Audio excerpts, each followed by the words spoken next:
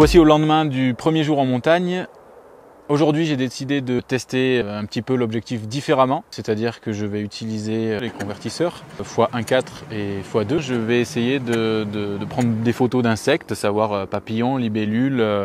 Ce que je n'ai pas fait hier, les bagues de conversion, téléconvertisseur 1.4, téléconvertisseur x2, qu'on utilise d'habitude sur les téléobjectifs du genre 40-150 pour ceux qui connaissent, ou le 300 mm f4, et qui marche très bien avec ces téléobjectifs pour l'animalier. La petite révolution, c'est donc de pouvoir associer la bague de conversion, à savoir la bague 1.4 ou la bague x2, sur le 90 mm. Donc ça nous ferait un 180 mm, sans compter le rapport micro 4 tiers qui multiplie encore la focale par 2. Tout ça pour vous dire que cette petite révolution permet, pour des insectes qui sont souvent éloignés, de pouvoir les approcher sans leur faire peur.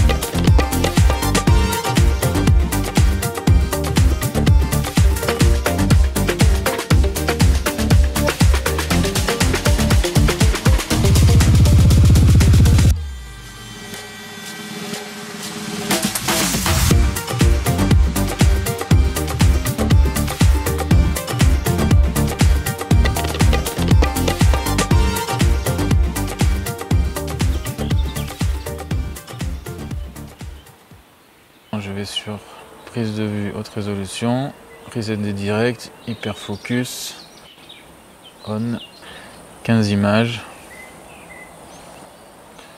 différentiel. La grande nouveauté aussi pour cet objectif macro, c'est la stabilisation de l'objectif qu'on n'avait pas sur le 60 mm macro de 8 notamment, puisque il était très léger, très compact mais pas stabilisé.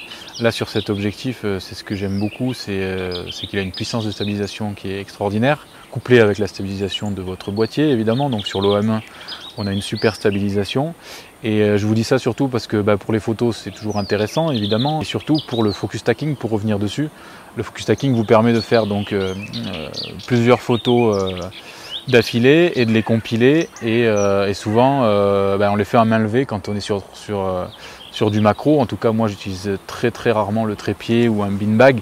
En général je suis à main levée, et surtout avec cet objectif il est extraordinaire parce qu'il permet ça. Si la mise au point est bonne au départ, juste devant l'insecte ou juste devant la fleur, il va enchaîner les 15 prises de vue par exemple et compiler l'image derrière. Le gros plus aussi, c'est qu'il va vous permettre de récupérer les 15 images. Voilà, si jamais vous avez envie d'une photo avec un peu plus de bokeh et pas forcément l'image finale, vous pouvez récupérer l'image qui vous convient sur les 15 par exemple. ou récupérer l'image finale avec la plus grande profondeur de champ possible, évidemment qui sera légèrement recadrée